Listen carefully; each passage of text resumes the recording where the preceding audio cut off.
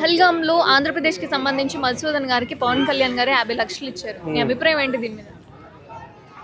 అసలుకి ఆ పహల్గాన్ దాడి అంటే ఏదైతే ఆ కాశ్మీర్ దగ్గర దాడి జరిగిందో అది చాలా బాధాకరం అండి. ఆ రోజు ఆ ఇన్సిడెంట్లో దాదాపు 28-30 మంది దాకా చనిపోయారు.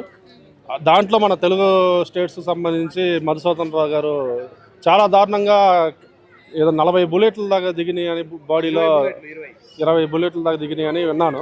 చాలా దారుణమైన విషయం. ఈ విషయంలో పవన్ కళ్యాణ్ గారు ఒక ఆంధ్రప్రదేశ్ డిప్యూటీ సీఎంగా, అలాగే జనసేన పార్టీ అధ్యక్షుడిగా ఈరోజు పవన్ కళ్యాణ్ గారు ఎన్నో సేవా కార్యక్రమాలు చేస్తున్నారు. ఎంతోమందిని ఆయన ఆదుకుంటున్నారు.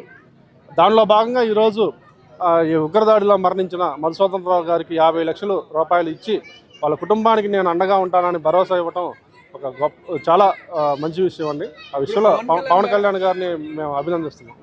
పవన్ కళ్యాణ్ గారి మీద వచ్చే విమర్శలు ఏంటంటే, ఇప్పుడు 50 లక్షలు వాళ్ళకి ఇచ్చారు కదా, మిగతా వాళ్ళకి ఇండియన్స్ కదా, వాళ్ళకి ప్రకటించవచ్చు కదా ఎంతో కొంత అని చెప్పి చాలా మంది అభిప్రాయపడుతున్నారు. సో దాని మీద మీ అభిప్రాయం ఏంటి బ్రో? చాలా మంది అభిప్రాయపడుతున్నారండి. అభిప్రాయపడే వాళ్ళు ఇవ్వచ్చుగా. ఇప్పుడు పవన్ కళ్యాణ్ గారు ఆయన చేతనైన సాయం ఒక మనిషికి చేశారు. మిగతా వాళ్ళకి ఆ విమర్శించే వాళ్ళు చేయొచ్చుగా, తలాకాశం వేసుకొని. విమర్శించే వాళ్ళు విమర్శిస్తూనే ఉంటారు, చెయ్యరు.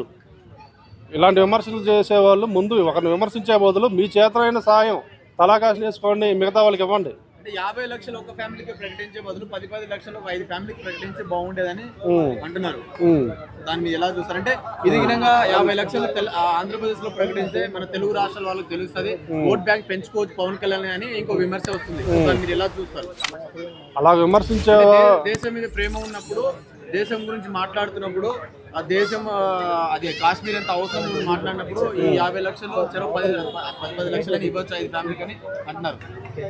ఇప్పుడు ఈ విమర్శించే వాళ్ళు విమర్శిస్తూనే ఉంటారండి. ఈరోజు పవన్ కళ్యాణ్ గారు అక్కడ ఆంధ్రప్రదేశ్ డిప్యూటీ సీఎం, అలాగే జనసేన పార్టీ అధినేత. ఈరోజు అక్కడ చనిపోయిన వ్యక్తి కావలకు సంబంధించిన వ్యక్తి. సరే, ఇప్పుడు వాళ్ళ కష్టాలు చూసి 50 లక్షలు ఇచ్చారు.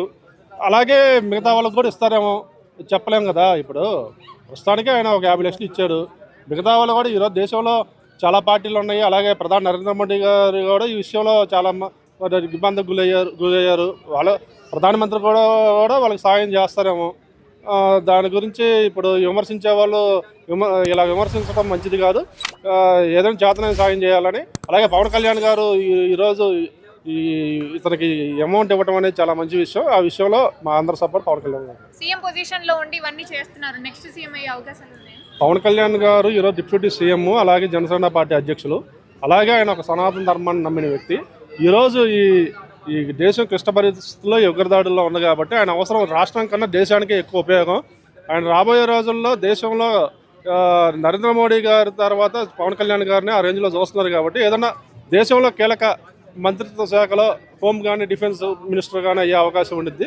ఎలాగ అక్కడ 10 సంవత్సరాల వరకు చంద్రబాబు నాయుడు గారే ముఖ్యమంత్రి అని ఆయన చెప్పారు కాబట్టి రాబోయే 2029లో కూడా అక్కడ చంద్రబాబు నాయుడు గారు ముఖ్యమంత్రిగా ఉంటారు.